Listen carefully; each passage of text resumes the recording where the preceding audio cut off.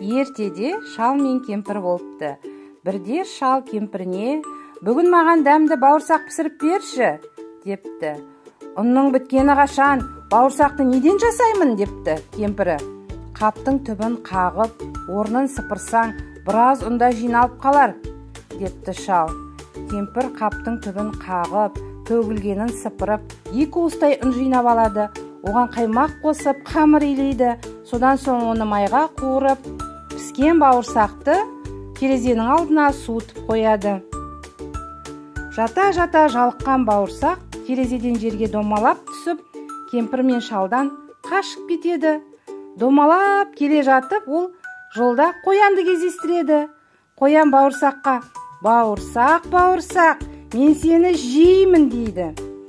«Мені жеме, қоян, мен саған өлең айтып беремін», деп. «Мен бауырсақ, бауырсақ, қаптың түбін қағып ап, апам 2 уыс ұн жинап, қаймақ қосып шылап, ыстық майға қуырып, терезеге қойып суытқан. Мен атамнан қаштым, апамнан да қаштым, ал сенен қашу, қоян, қиын емес маған», деп бауырсақ домалай жөнеледі. Қоян аң-таң болып жолға қарап қала береді. Қояннан құтылған бауырсақ домалай орманға жетеді. Ойламаған жерден бір сұр қасқыр шыға келеді. «Бауырсақ, бауырсақ, мен сені жеймін», дейді. «Жемеші мені, қасқыр, мен саған өлең айтып беремін», деп ол әндете жөнеледі. «Мен бауырсақ, бауырсақ, қаптың түбін қағып ап, апам 2 уыс ұн жинап, қаймақ қосып шылап, ыстық майға қуырып, терезеге қойып суытқан. Мен атамнан да қаштым, апамнан да қаштым, қояннан да қаштым, босқа тұрсам ұмтылар, қасқыр сенен де құтылармын», деп бауырсақ домалап кете барады. Қасқыр аңтарылып артта қалып қоя береді. Сол домалаған қалпы ол қорбаңдаған аюға жетіп тіреледі. Аю: «Бауырсақ, бауырсақ, мен сені жеймін», дейді ақырып. «Тоқтай тұр, аю, одан да менің өлеңімді тыңда», деп бауырсақ кідірместен әндете бастайды.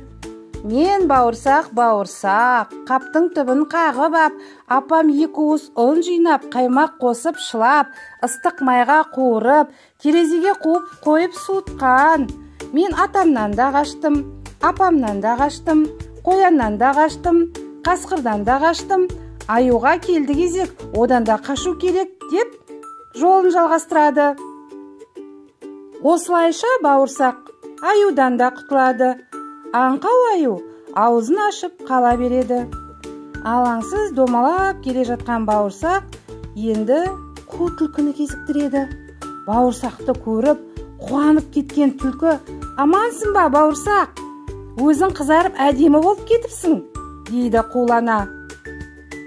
Бауырсақ мақтаныштан әнін бастап жібереді.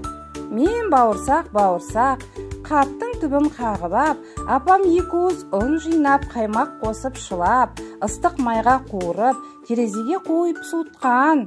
Мен атамнан да қаштым, апамнан да қаштым, қояннан да қаштым, қасқырдан да қаштым, аюдан да қаштым. Түлкі, қазір сенен оңай қашып кетем». «Әннің жақсы екен», дейді қу түлкі. «Бірақ мен қартайдым, құлағым дұрыс естімейді. Тұмсығыма шығып өлеңді қайта айтшы, жақсылап тыңдап алайын», дейді.